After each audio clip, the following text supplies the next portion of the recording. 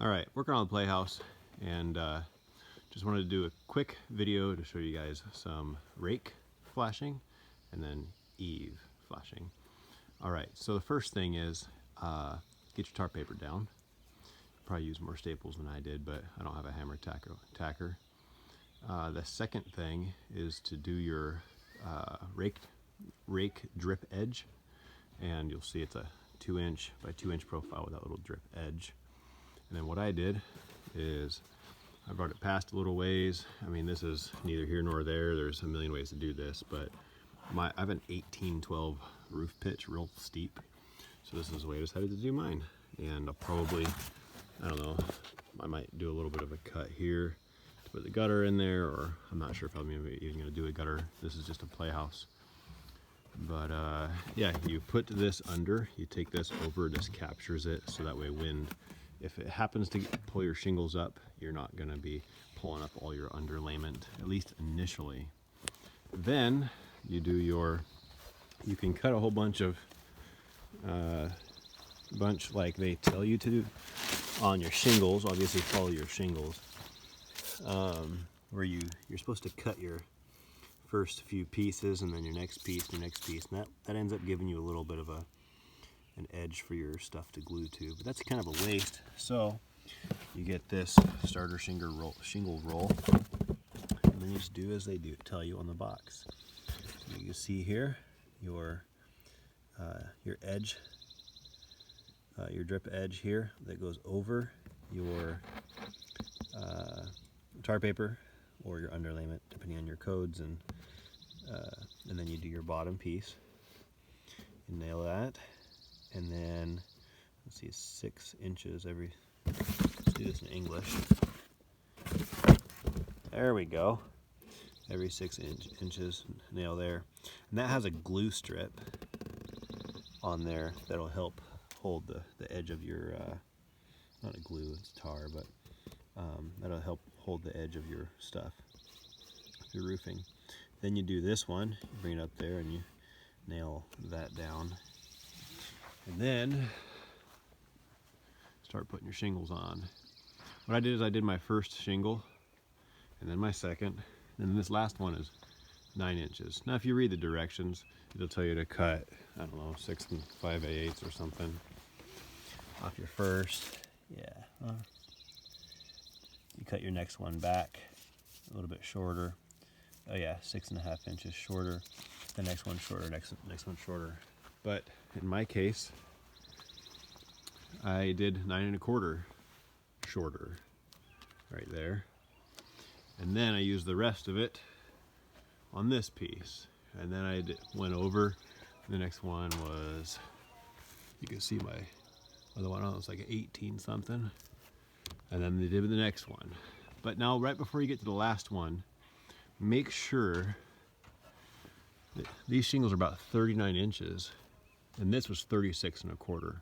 You wouldn't want just a little strip. So you need to know your limits, kind of your full pieces here. So you can see this is 9 1/4. That one's gonna be 9 1/4. So I lucked out to only have 3 inches of waste on this. Literally just 3 inches of waste after 1, 2, 3, 4 courses. So then you work way under the top, and then I'll cross that bridge when I get there. I'm just trying to get this thing somewhat dried in, but I didn't have anybody that gave me some answers on my rake and eave trim, and then my underlayment that goes over that. I don't know, I've got about a inch overhang. I'm doing about 3/4 inches of overhang there. Then it gets hot, of course, it'll all kind of melt together. So that's what I've got. I just used a cut-off piece of my my rake trim here to make a mark, and then I hit that piece there, cut that. I use offset aviation shears. The other shears are just a total pain in the butt. Offsets are wonderful. And then I just took a level, drew a line down here, took a square, grabbed my clamp and bent that down. I have a little bit of overlap, you can see that. I'll probably tune this up later. I did not use an eave Flashing. It is just a playhouse, and so I guess we'll just consider that little underlayment as my Eve Flashing for my first course. You look on this roof here, well, that's just a three tab. There is no flashing whatsoever.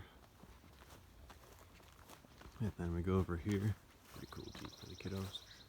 There is some flashing. It looks like it stops there. Doesn't look like there's any other flashing over that. There is flashing. Of course, they stopped short, so you can see this is starting to rot out. Last but not least, if you can, just do outriggers, because this is a terrible, terrible, terrible idea. Do outriggers and then do your soffit. Take this triangle piece and put this triangle piece at the house. You know, run your trim up or whatever. But water runs down this like crazy, and then water gets in there. Water gets all these spots. It's a bad idea. I've seen tons of these rotted out. Look at like a mobile home or manufactured home, and they get rotted out quite a bit. So if you can just do some outriggers on this portion, you know, just like you did on the, most likely on the rest, and then kill your soffit right there, and then take the rest of your soffit all the way down to the end. That allows for this. Your water's going to run down it and hit here over and return down. I've seen some of these things rotted out. It'd be so much better just to get one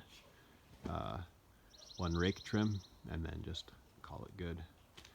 It takes a little bit of effort. You know, if you are going to do this, and you see this is a 2x material, use 5/4 and then put a really good caulk joint there. You know, bed it in caulk, put some caulk in there, push it up, and then do a little swipe or clean caulk, whatever. But this board is usually the first to rot out.